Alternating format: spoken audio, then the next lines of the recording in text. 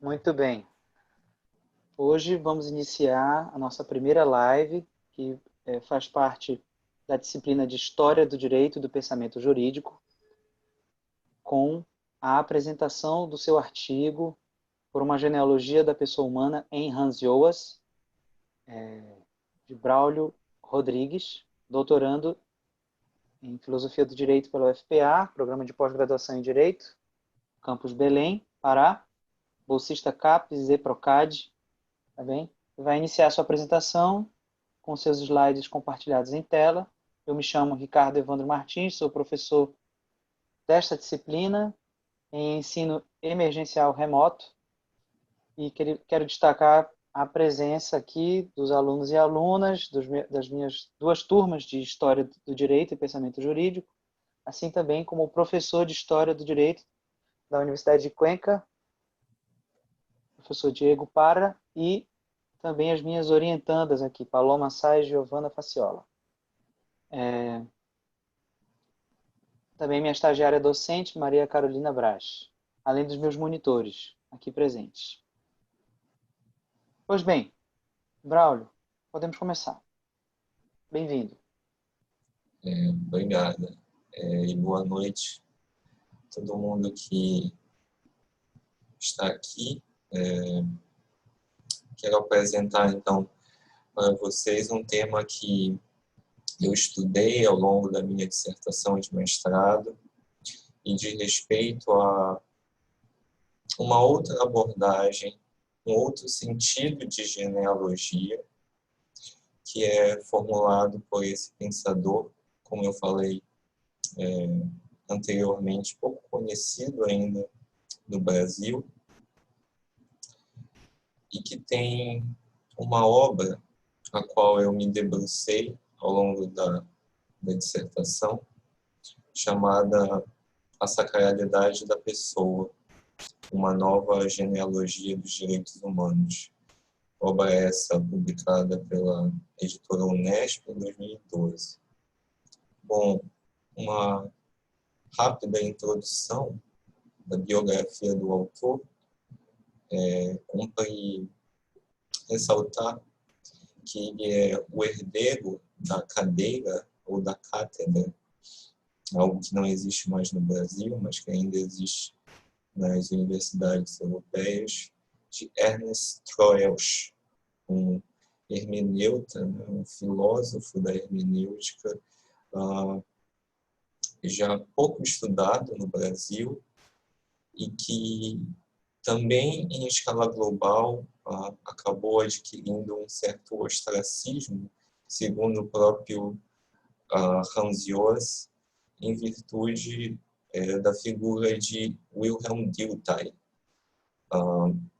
Os dois autores são figuras aí do historicismo, mas Dilthey certamente adquiriu um protagonismo e uma fama muito maior do que Troeltsch, um autor no qual Hans Joas vê uma importância, que é pensar o historicismo de maneira paralela à história da religião e do direito.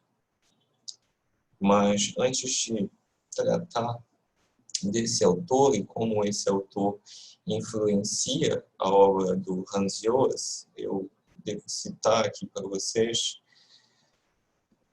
os principais objetos de estudo, então, deste autor, que são justamente a hermenêutica, o estoicismo, e aí um elemento novo, que é o pragmatismo americano. Eu peço a vocês que não façam marcações, não sei como essas marcações apareceram aqui, mas, bom, além disso, existem algumas indicações que eu fiz aqui sobre outros autores também que permeiam essa obra do Hans Joas, não confundir com Hans Jonas, que é um filósofo provavelmente muito mais conhecido, né? O Hans Joas, ele propõe aqui uma hermenêutica pode-se dizer, uma hermenêutica dos direitos humanos, que tenta fazer uma interpretação de Hegel, de Troeltsch e de Max Weber. E a forma pela qual esse autor vai concatenar aí o idealismo e o historicismo se dá por meio da proposição que ele vai chamar de genealogia afirmativa.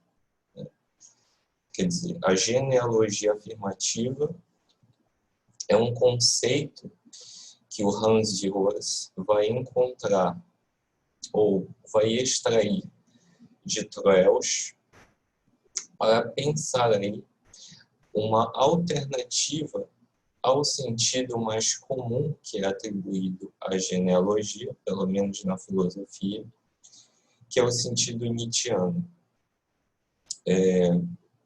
Para isso, ele vai pensar também uma genealogia movida por um princípio da causalidade histórica, ou seja, à luz da célebre obra Max Weber, Economia e Sociedade, o que o Hans Joas propõe na sua lida, na sua leitura da história, é pensar a individualidade de todos os tipos de fenômenos da história. Fenômenos que dizem respeito desde a comportamentos individuais a comportamentos coletivos. A história, segundo Hans Joas, ela não é movida apenas por entes abstratos, a partir de uma leitura hegeliana mais exegética, mas por periodizações, ou seja, por epocalidades que sintetizam uma série de ontologias regionais, ou seja, de sentidos que dizem respeito ao indivíduo, a grupos sociais, a formas de poder, a coletivos políticos, a estados-nação. Todas essas formas de organização individual e social se articulam na configuração da cultura que substantiva a história. De modo que não é possível pensar uma história universal. Toda história compreendida a partir de um sentido universalizante, ela sempre busca uma síntese que diz respeito a essa compreensão compartilhada das diferenças a partir de uma unidade comum. Então, a princípio, o que esse autor vai nos trazer aí é uma alternativa ao sentido de genealogia, como eu falei, a uma arqueologia ou uma luta entre forças ao longo da história. Porém, tampouco o Hans Joas vai perceber na história, e mais especificamente na formação do discurso sobre os valores, nos sentidos axiológicos, ou, em palavras mais simples, na formação da filosofia moral, num sentido puramente racionalista. Por que eu tratei de filosofia moral ao tratar de história? Porque para o Hans Joas não há como pensar a compreensão da história sem algum tipo de cânone moral, de algum tipo de sentido moral que é escalado ao longo da historiografia, ao longo da memória social. A filosofia moral, ela é deveras importante, em especial no que toca, por exemplo, ao direito, e mais especificamente aos direitos humanos, porque ela demonstra como as nossas narrativas históricas trazem não simplesmente, ou não exclusivamente, a descrição de fenômenos factuais, de fatos sociais, mas de forma paralela, ou seja, ao lado da descrição desses fatos, existe também uma resolução moral. E essa resolução moral, por sua vez, ela está em constante atualização semântica. Mas antes de eu desenvolver um pouco esse argumento, eu queria então ler essa citação desta obra do Hans Joas, que vai ser o objeto de toda a minha apresentação aqui.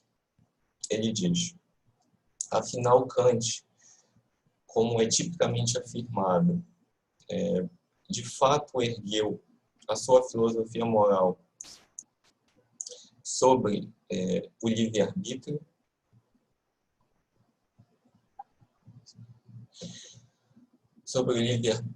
humano.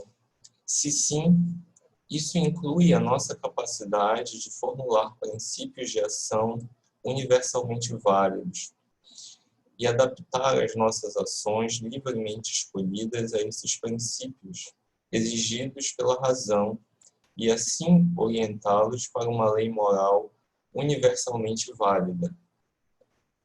Porém, por mais impressionante que seja a elaboração da ideia de autonomia do indivíduo moralmente ativo, com respeito às condições e propensões de sua ação, esta interpretação de Kant pode ser dita como insustentável? Será que isto implica em dizer que Kant construiu a sua filosofia moral sobre uma proposta especulativa metafísica ou empiricamente falível, ou seja, antropológica, que se refere, na melhor das hipóteses, a uma capacidade humana cujo status normativo carece de justificativa clara? Não é, portanto, diz Joas, mais convincente e mais comensurável com as intenções de Kant derivar a sua filosofia moral não do fato do livre-arbítrio humano ou do fato da razão, como é colocado na segunda crítica, na crítica da razão prática, mas sim, diz Joas, ou seja, contrapõe Joas, do reconhecimento do valor da liberdade humana, que, por sua vez, não careceria de qualquer justificativa final. E aqui agora ele se refere a Nietzsche. O mesmo se aplica a Nietzsche. Sua ideia é que confrontar de forma consciente os processos pelos quais os valores surgem retira a balança de nossos olhos, permitindo-nos ver a natureza contingente de suas reivindicações de validade. Mas será que isto realmente serve apenas para liberar uma subjetividade pura? Ou este tipo de análise genealógica representa parte de um projeto que é por si só altamente ética e crítica, destinada com um caráter específico de permitir que os indivíduos alcancem compromissos de valor autêntico? Tudo o que se pode dizer sobre estes dois pensadores se enquadra nestas disputas frequentemente aquecidas sobre a melhor maneira de interpretá-los. Então, esse debate entre Kant e Nietzsche vai ocupar um capítulo muito especial da obra do Joas, onde ele vai aí salientar como esses dois autores estão de forma muito frequente, aparecem de forma muito contumaz nas fundamentações filosóficas, em especial dos direitos humanos.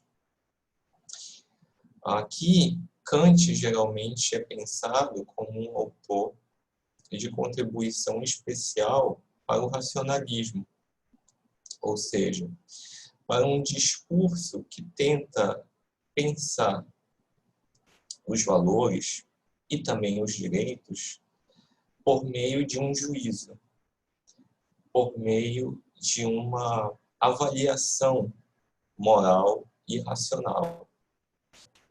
Essa avaliação, ela se dá, evidentemente, a posteriori da experiência humana. E esse é um problema para o IOAS, porque se essa avaliação ela é posterior, ela ao mesmo tempo não pode se eternizar, ela não pode alcançar juízos universais, ela não pode alcançar uma razão puramente especulativa, ela na verdade é fruto da sua própria experiência contingente. No entanto, o problema de, segundo IOAS, adotar uma leitura contingente, tal como a leitura que é comumente atribuída a Nietzsche, seria incorrer ao niilismo e dizer que a sucessão de fatos gera por si apenas uma relação e oposição entre forças, de maneira que os fatos não possuem qualquer sentido moral em si. Na verdade, os sentidos, eles irrompem da história dos vencedores, de como esses valores são apropriados por aqueles que dominam a arte da escrita da história, as lideranças políticas em especial, podem ser mencionadas aí. Para o IOAS, o momento que nós vivemos hoje, esse momento que pode ser dito como posterior à modernidade, esse momento contemporâneo, ele pode nos ilustrar um terceiro caminho, uma genealogia que agora pensa tanto o juízo quanto a experiência a partir de um sentido comum.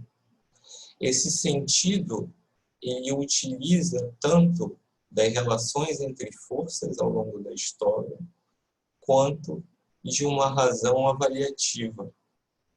Ele tenta, na verdade, um equilíbrio entre esses dois elementos. E o meio pelo qual ele vai fazer isso se dá a partir de alguns autores aí da sociologia, como eu citei em especial o Max Weber, quando propõe aí uma relação muito tênue, ou seja, uma proximidade muito latente entre ideias e interesses humanos. Os fatos ao longo da história, dizem IOAS, não são compreendidos apenas a partir da sua vivência imediata, ou seja, a partir da sua experiência instantânea, a experiência do calor do momento. Os fatos, eles são compreendidos também a partir da experiência que as narrativas por si produzem. Essa é uma conceituação e uma concepção muito interessante. É a concepção de que não só a experiência, mas a narração, ou melhor, não só a vivência, mas a narração também é produtora de uma experiência. Em ambos os casos, existe a oportunidade de uma interpretação. Essa interpretação, para o IOAS, não se dá a partir de uma proposta especulativa e metafísica, como IOAS lê uma razão prática no sentido de Kant, mas tampouco pode ser reduzida ao niilismo que uma genealogia crítica de Nietzsche derivaria. O que IOAS, na verdade, quer propor é uma abordagem da história que possa se centrar na figura da pessoa humana. Se existe um protagonista, se existe uma ideia central que pode guiar, que pode permear a leitura de uma genealogia afirmativa, segundo Ioas, é a ideia da sacralidade da pessoa. Uma ideia essa que foi construída ao longo da história e cuja origem é essa que eu vou ler para vocês agora. De acordo com uma frase bem conhecida, os norte-americanos apreenderam seu iluminismo no século XVIII a partir do púlpito. Aqui ele está se referindo ao púlpito tanto da igreja quanto da assembleia política. Inversamente, também havia afinidades entre formas do espiritualismo cristão e do racionalismo iluminista. Para Troeltsch, essa mixórdia era de modo algum inaudito, visto que, para ele, em toda a história da cultura ocidental, sempre houve uma interação entre a ideia cristã do amor e as concepções do direito natural. Estudos minuciosos atuais sobre a história da gênese da Declaração da Independência norte-americana de 1776 mostram de modo extremamente vívido a impossibilidade de fazer delimitações claras na síntese puritano-iluminista norte-americana.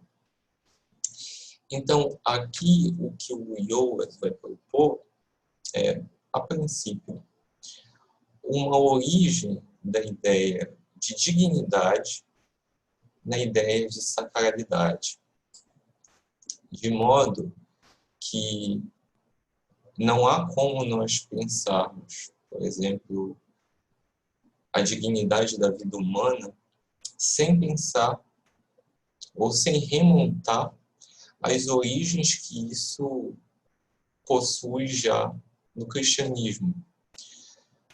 Para o Ioas, o Troeltsch indica muito bem como, na independência norte-americana de 1776, determinados valores aí do contexto puritano, presbiteriano, daqueles que imigraram aí da Inglaterra para os Estados Unidos, ou para o que viria a se tornar das 13 colônias dos Estados Unidos, um Estado-nação baseado em valores profundamente influenciados pela ideia cristã de amor e por uma concepção também de direito natural que foi herdada do contexto anglo-saxônico.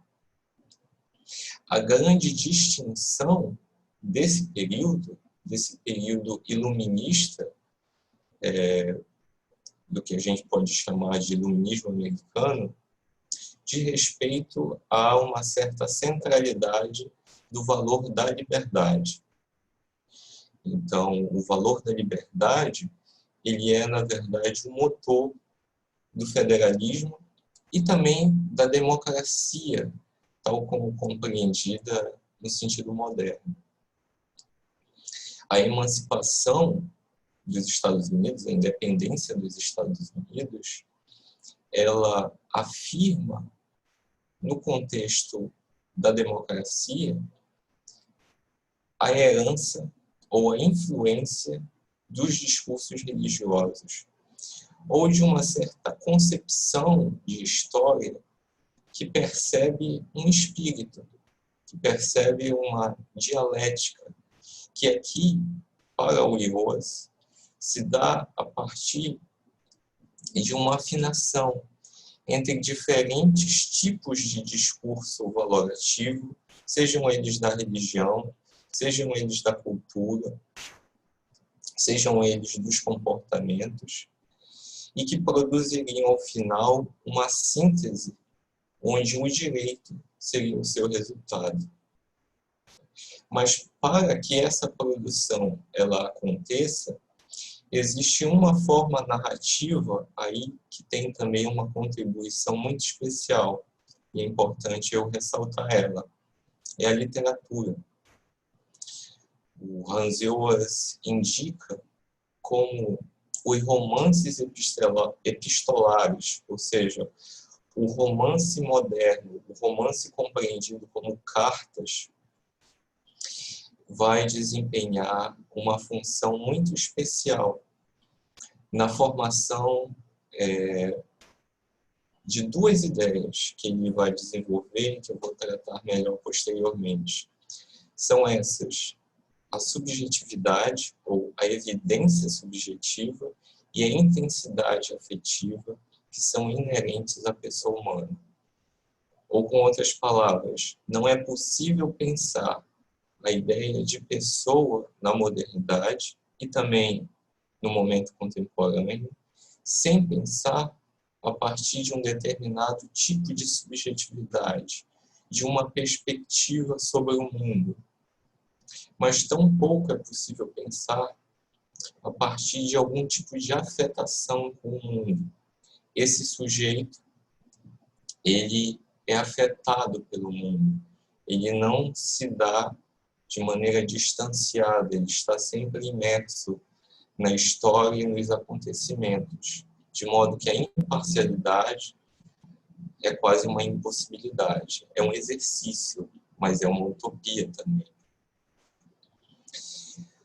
Então, o que o Hans Joas quer propor aqui, é importante esclarecer, não é de forma alguma colocar que a religião é a origem da pessoa, mas que existe uma gênese nos discursos religiosos cristãos que combinam com a ideia de pessoa moderna.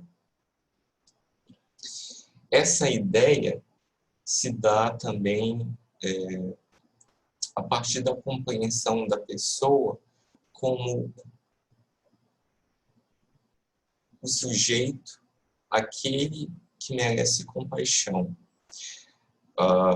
O Hans Joas percebe, ao longo do século XVIII, como a ideia de suplício humano começa a ser combatida e afastada, ou seja, aquelas penas cruéis que também são retratadas por Foucault, por exemplo, na História da Loucura, as penas na praça pública, a exposição do sofrimento, a pena como um rito social, ela deixa de exercer essa publicidade e passa a ser dotada de um caráter privado em razão da aversão social que o sofrimento começa a ganhar.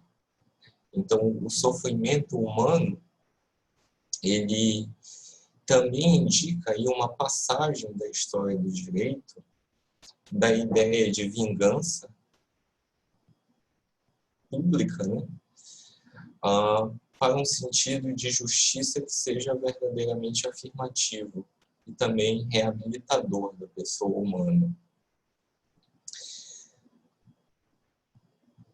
Dessa forma, o Joas vai dizer que a vida, assim como a dignidade humana, ela pode ser compreendida como um dom a partir dessa herança que os discursos religiosos aí do iluminismo americano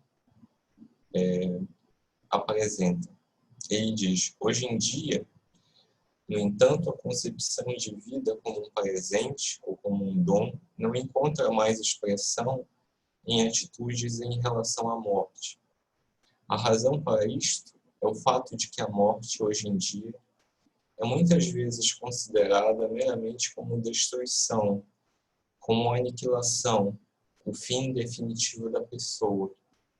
Esta atitude, predominantemente moderna, certamente não é representativa da maior parte da história humana. Todas as religiões enfatizam, na linguagem sociológica pouco amável de Parsons, aqui ele está se referindo ao sociólogo americano e pragmatista Talcott Parsons, que as pessoas são uma combinação sintetizada de um organismo vivo e um sistema de personalidade, com a personalidade sendo definida como uma organização simbólica, conceito esse que eu vou explicitar depois. Mas se não reduzirmos a pessoa ao seu corpo, a morte do corpo não é necessariamente a morte da pessoa. Todas as religiões desenvolveram ideias relevantes sobre a vida após a morte, e algumas, de fato, sobre a vida antes da concepção, no sentido de uma vida passada. Estas ideias estão geralmente ligadas ao conceito de alma, uma alma que se supõe ser transmitida a outras pessoas ou seres, ou viver em outra dimensão da realidade.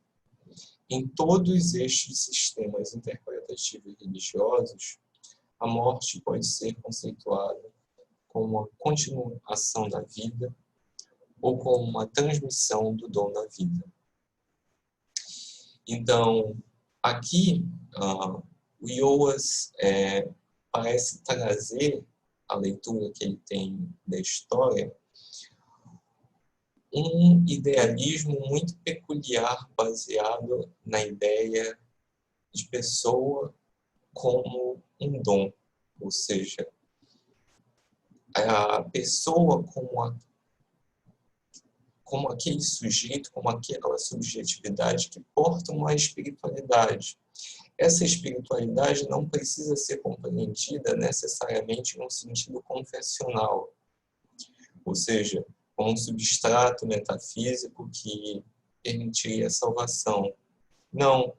O espírito aqui, para Ioas, diz respeito à capacidade humana de, por meio da linguagem, transmitir uma herança e um testemunho histórico, de modo que a vida como um dom se dá quando, mesmo diante da morte, ou seja, mesmo diante da finitude, um sentido existencial é capaz de ser transmitido a futuras gerações. Esse sentido existencial, ele se deu, por exemplo, quando eu citei anteriormente, a rejeição ao longo da história ao suplício humano, ao sofrimento humano, ao desenvolvimento da ideia de empatia e compaixão. É claro, isso não acarreta necessariamente uma visão progressista da história, mas sim uma mudança comportamental. Aqui o que o Ioas quer sinalizar é que existem sim progressos e retrocessos ao longo da história.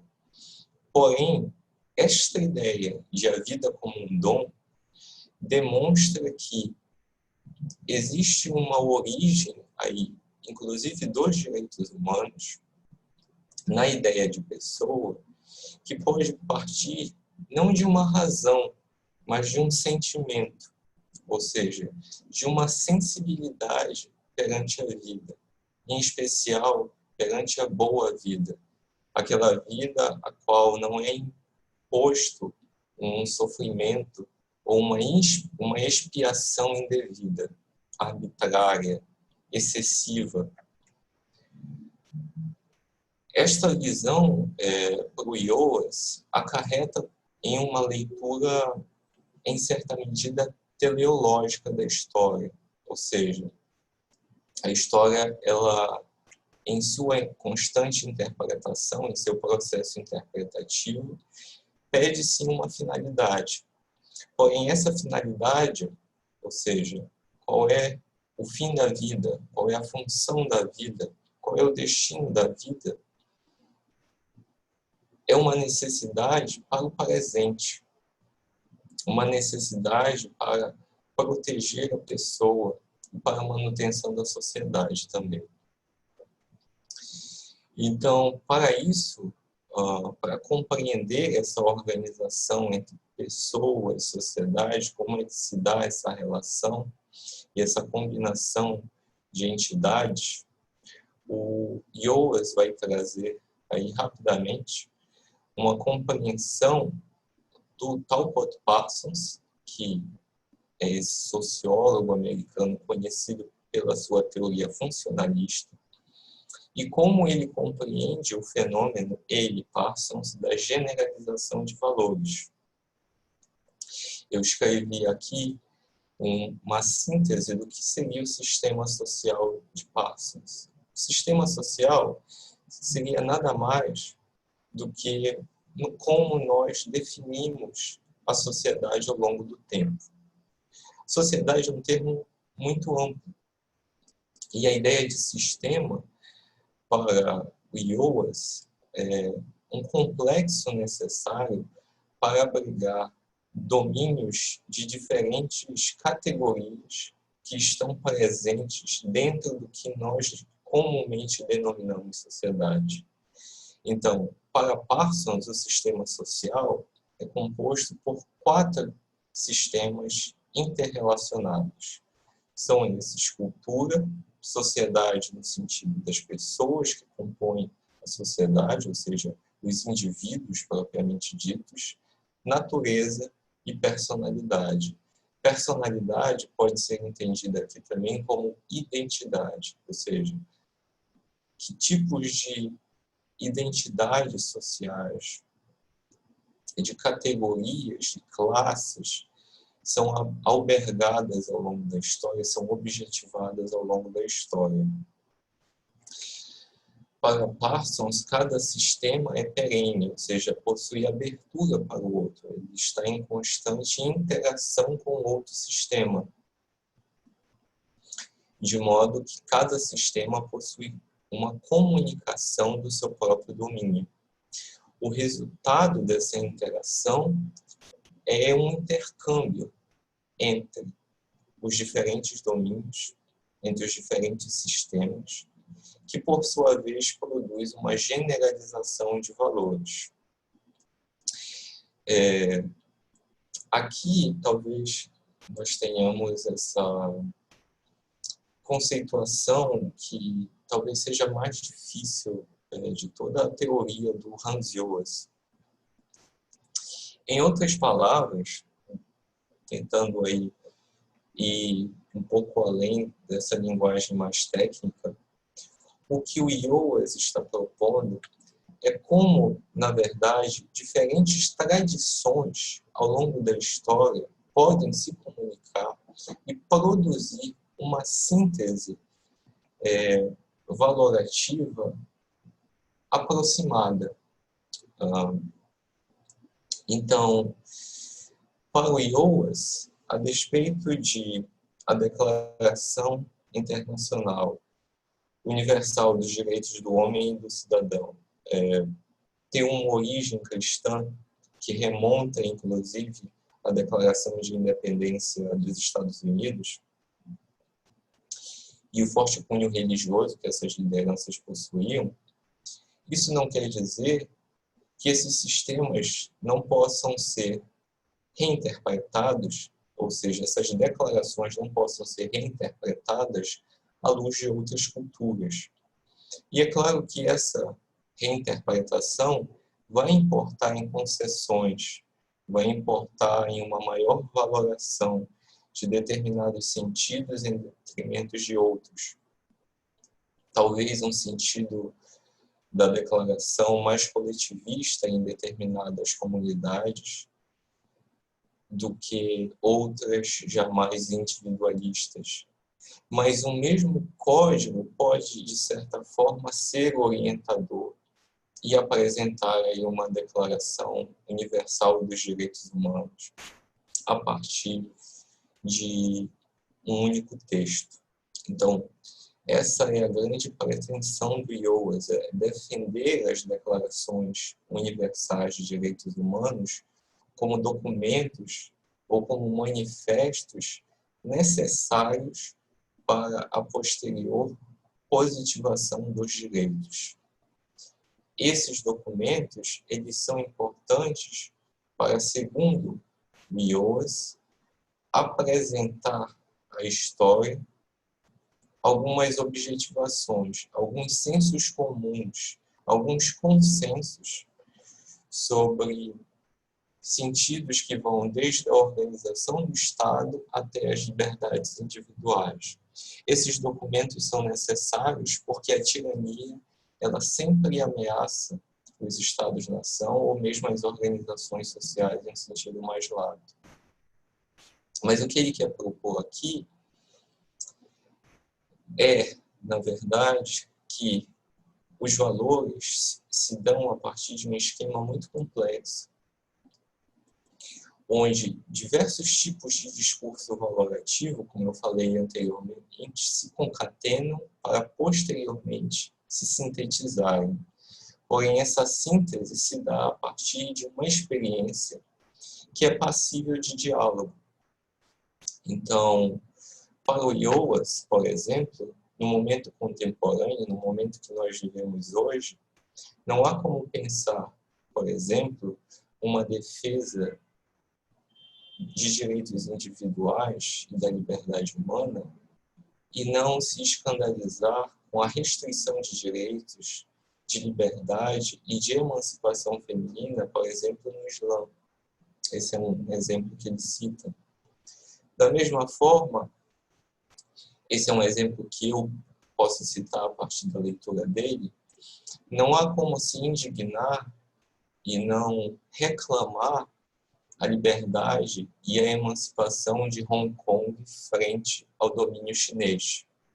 O valor da democracia, assim como o valor da liberdade individual, que foi citado no exemplo anterior, seriam sentidos políticos que já teriam encontrado consenso na nossa época, nessa época aí posterior a Auschwitz, ao Holocausto, e também aos regimes, aos regimes autoritários e às ditaduras, aos regimes de exceção.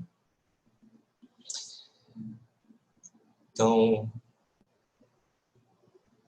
aqui, então, o Ioas vai sinalizar que para nós pensarmos uma fundamentação da Declaração Internacional de Direitos Humanos, é preciso indicar, primeiro, a insuficiência de um discurso racional e procedimental e os limites de uma teoria comunicativa baseada em um sentido de consenso habermasiano. Por isso que eu fiz esse tópico aqui, para indicar a distinção de sentido, de consenso, que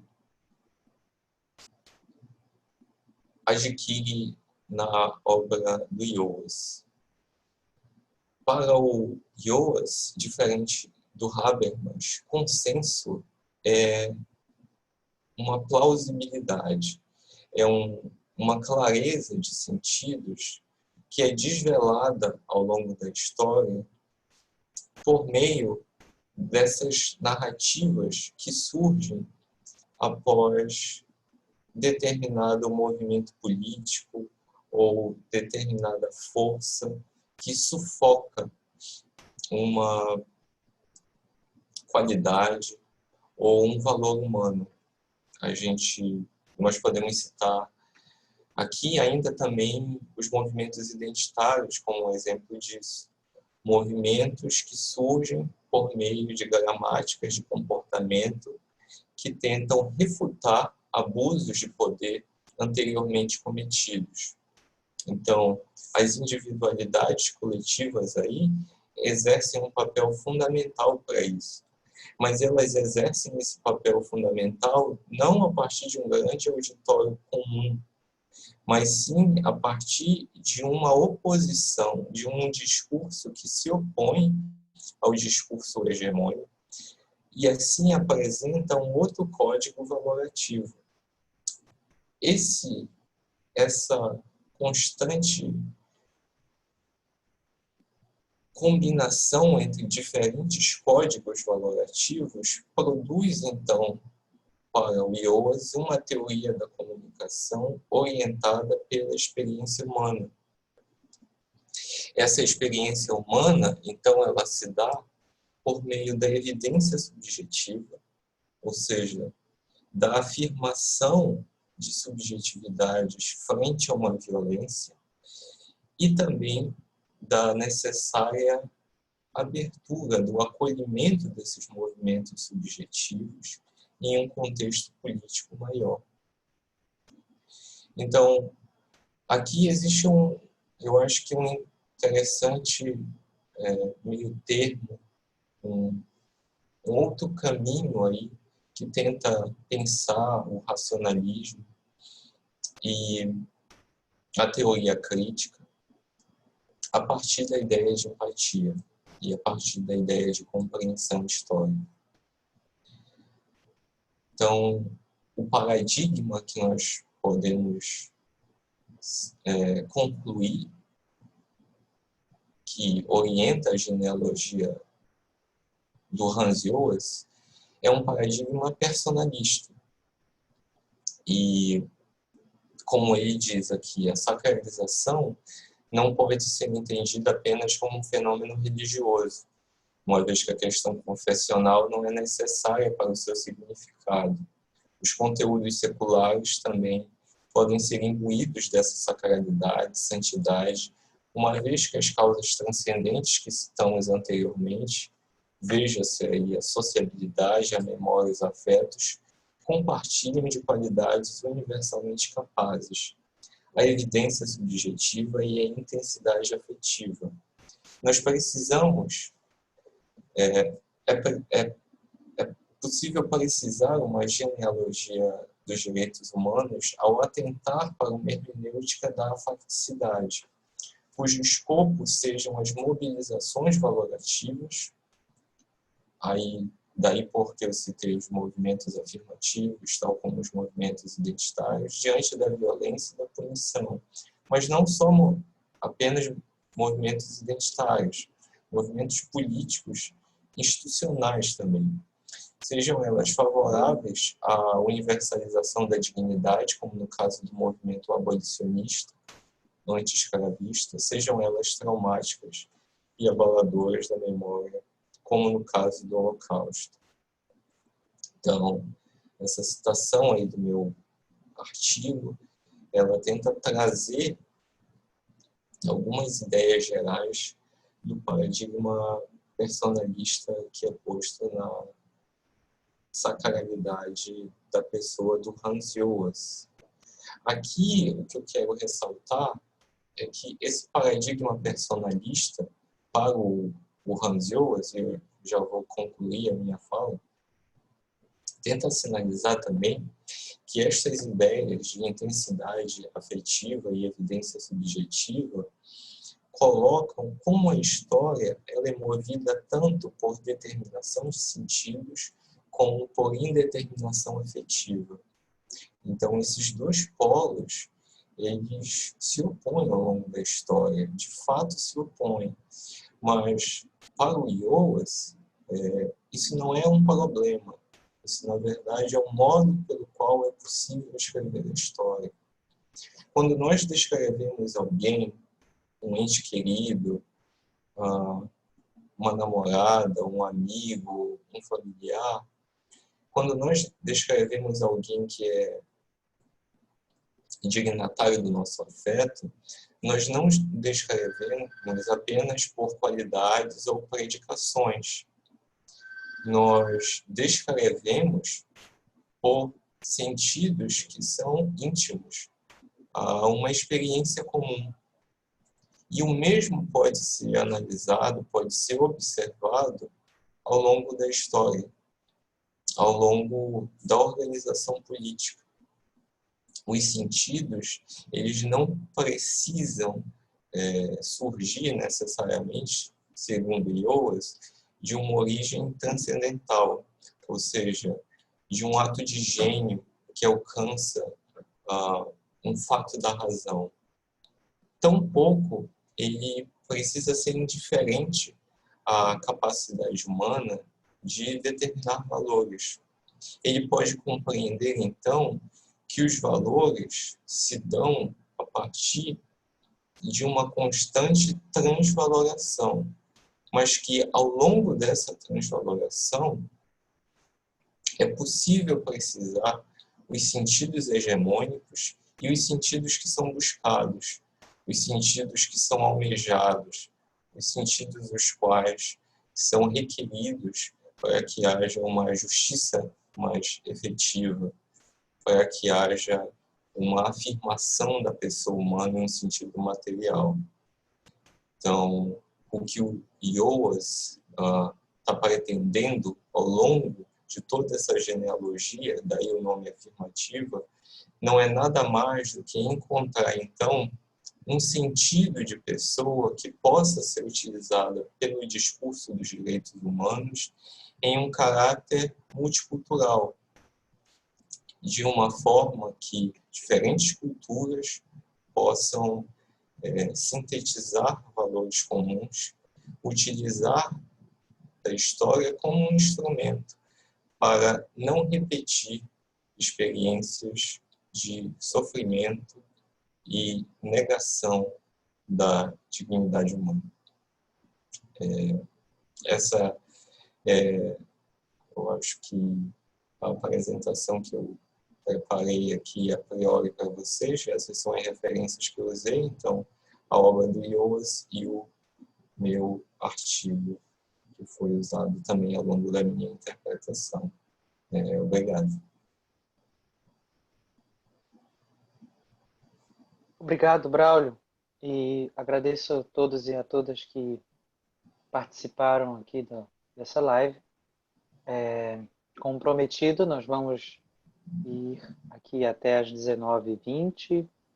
Vamos fazer uns 20 minutos de diálogo. E queria agradecer muito o esforço de ter explicado um autor e uma teoria tão complexa.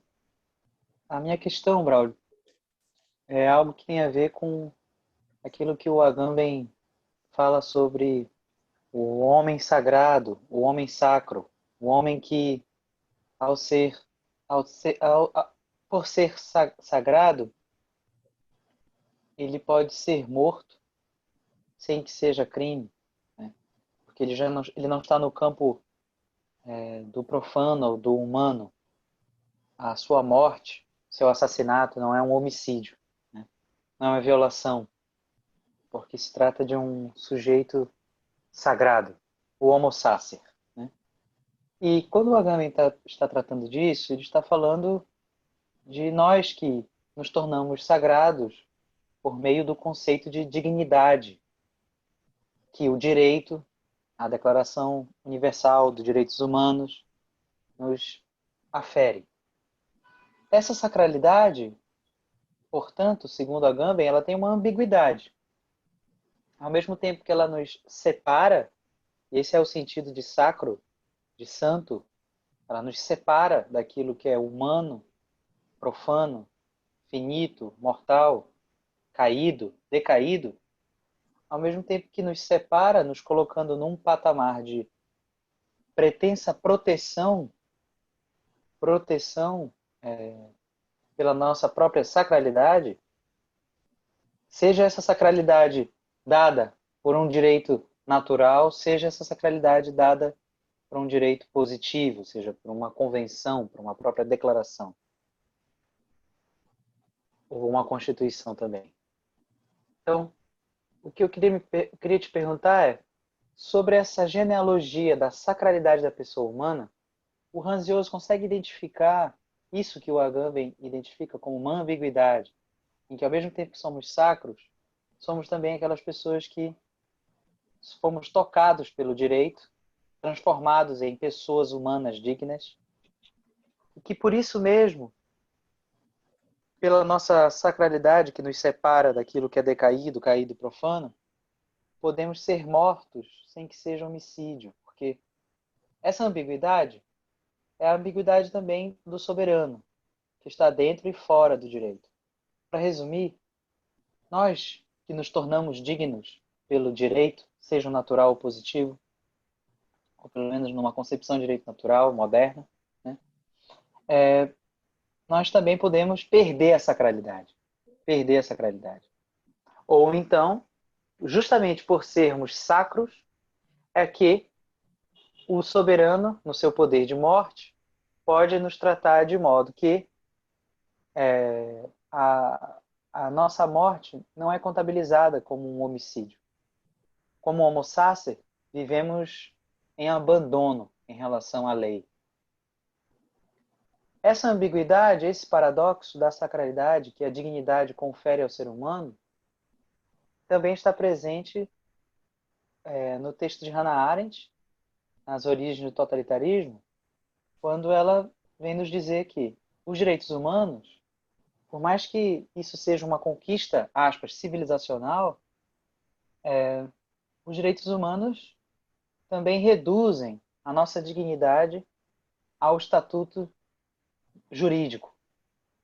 Sem a lei, mesmo o direito natural e mesmo o direito positivo, sem a lei, o que nos protege contra a violência e o poder de morte do Estado-nação?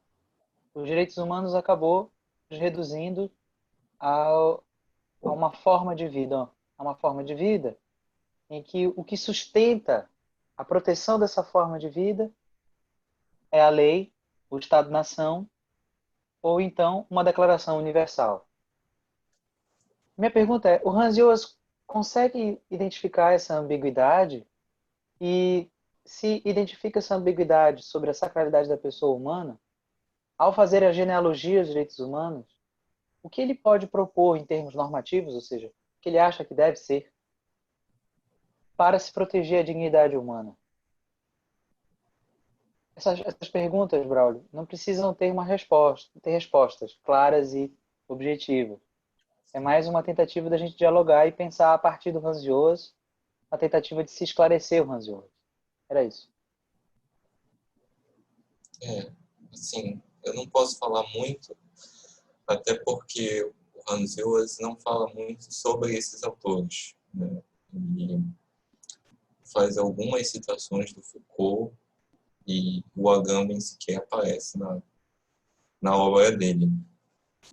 Então, aqui eu posso fazer uma interpretação que é meramente opinativa e que, na verdade, parte de uma, acho que, concordância com a leitura do Agamben e de uma crítica ao Joas. Me parece que nessa visão teleológica da história que ele apresenta, existe um certo otimismo, ou seja, de que a vida humana é sempre apropriada para um bem tanto individual quanto coletivo. Essa ambiguidade, ao meu ver, não é percebida. A ambiguidade, por exemplo, que já era sinalizada pelo Foucault, quando escreve Em Defesa da Sociedade, e diz que existe uma tentativa corrente de defender a sociedade, mas defender de quem? Que organismos são esses que tentam positivar o sentido da vida e da liberdade humana?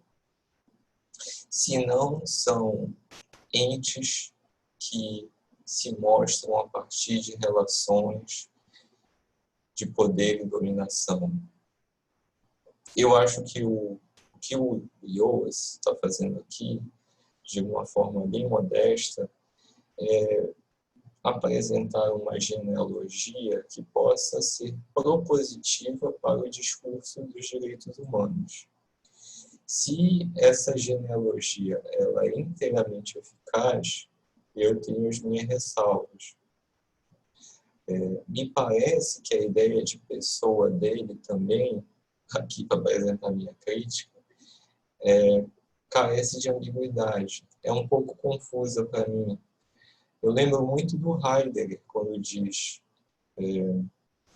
que o ser cristão é um ser que não é para si e não é para a morte. Ele é um ser para um Senhor, outro a si mesmo, que nunca se mostra. Heidegger diz isso, inclusive, na introdução à metafísica. Se é assim, ou seja, Se o discurso da religião, como Iose demonstrou, ele de alguma forma orientou o discurso dos direitos humanos, os discursos políticos, será que isso foi inteiramente positivo? A escravidão acontecia também ainda no contexto da independência norte-americana, contexto que ele citou. Então, ao meu ver, existem alguns anacronismos, existem algumas idealizações de algumas periodizações da história, de algumas épocas da história. Mas, ao mesmo tempo, eu acho que, a despeito da visão da história dele ser insuficiente, talvez a epistemologia dos valores seja interessante, que é essa epistemologia que eu tentei apresentar de uma forma bem simplificada, que tenta concatenar a experiência e a razão por meio da ideia de empatia. Eu acho que essa é a grande contribuição, é atualizar o historicismo hermenêutico do Toloelch. Ele cita o Dilthey também, mas cita também com muita timidez, para se pensar a hermenêutica dos direitos humanos hoje. Essa, para mim, é a contribuição definitiva dele. Perfeito, Braulio. Excelente. Bem, podemos fazer mais 9 minutos aqui de discussão. Alguém queria fazer algum comentário? Alguém queria fazer alguma pergunta ao Braulio sobre o tema, sobre o que eu comentei? Caso ninguém queira fazer, ou caso muita gente queira fazer e não sobre tempo, esses comentários podem ser enviados por e-mail a mim, por meio dos representantes de turma, por meio dos monitores, por meio da estagiária docente. A gente continua esse diálogo de modo remoto, sem problema. Mas deixo aberto aqui o microfone de vocês para caso alguém queira fazer um comentário.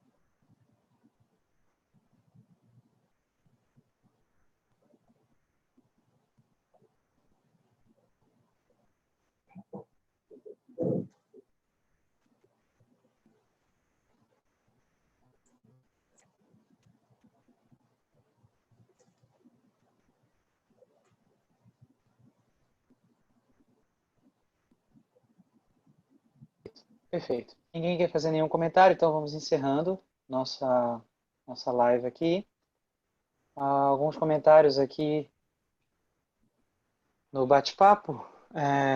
Professor, o senhor postará a live depois? Sim, no YouTube, no meu canal. Está sendo gravada, sim. O Alan Trindade, professor. Não estou entendendo. Tudo bem, Alan. É assim mesmo. Volte a ler o artigo e reveja o vídeo e me envie um e-mail, me escreva e eu lhe respondo. Obrigado, Emerson. Excelente aula até aqui. Obrigado, Emerson. E LR Monção, parabéns pelo artigo. Obrigado. Artigo do Braulio com o professor Sandro Alex. Publicado pela RESTD, não Unicinos. Revista de Estudos de Ciências, Ciência do Direito, Hermenêutica, não é isso? Pois bem. Então, eu vou agradecer a todos, vou encerrando. Braulio, quer fazer mais um outro comentário? Acho que não, acho que é isso. Tá bom. Então, eu agradeço, Braulio. Muito obrigado pela excelente aula. Mas está gravado aqui. É um autor muito difícil mesmo. Essa aula, ela, na linha cronológica